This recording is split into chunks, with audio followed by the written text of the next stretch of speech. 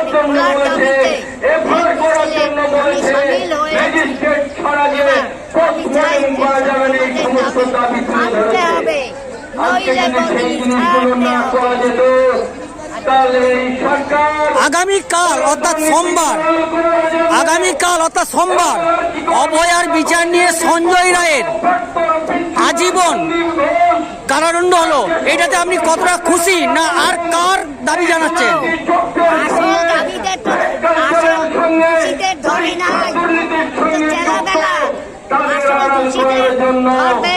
সেই সমস্ত মানুষকে আড়াল করার জন্য সরকার একটার পর একটা কালো কালো পদক্ষেপ নিয়ে গেছে।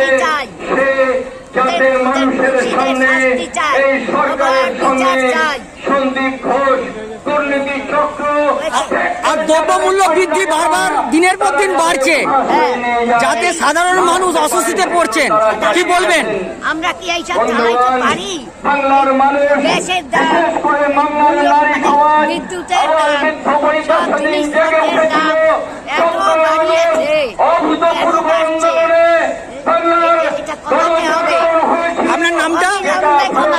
ইতিহাসে তার বেশি সাক্ষী নেই এবং আমার নাম উষারানী হালদার। কোথা থেকে এসেছেন? আমি বাগুইহাটি প্রমোদগড় থেকে এসেছি। তিনি জুনিয়র ডাক্তারদের দাবি থ্যাংক ইউ। বাংলার